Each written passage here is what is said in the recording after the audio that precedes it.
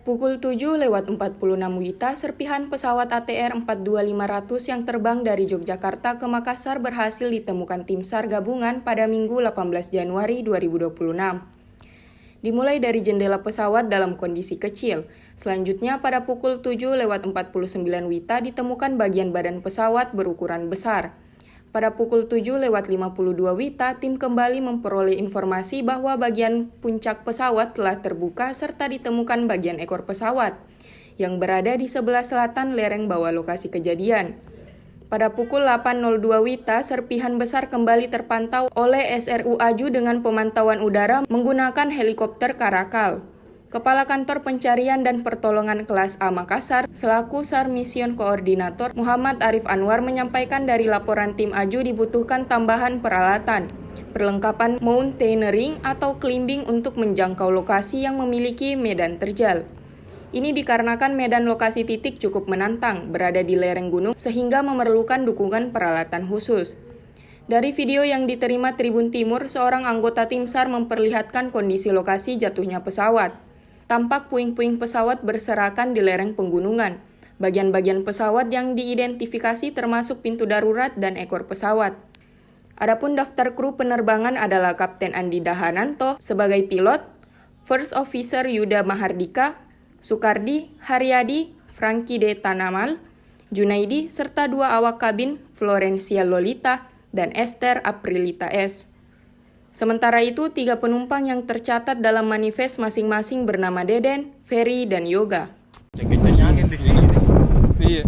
Nah, serpihan di bulu saurang, serpihan kapalnya. Astagfirullah.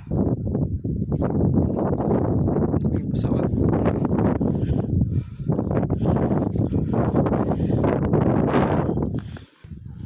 Puncak 2.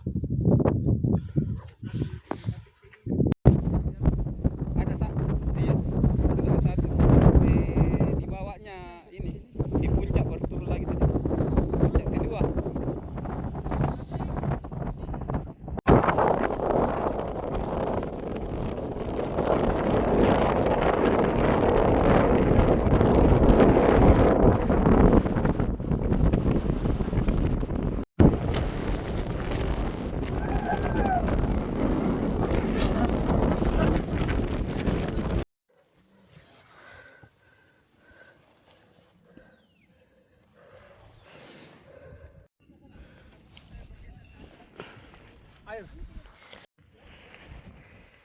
Setengah mati kalau di sebelah.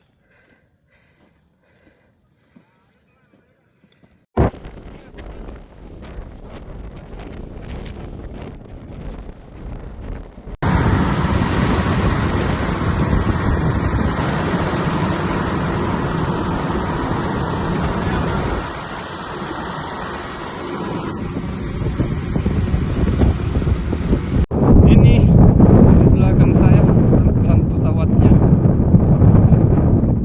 di Bulu Saraung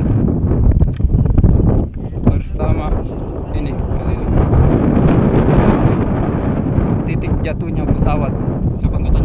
Download Tribun X sekarang, menghadirkan lokal menjadi Indonesia.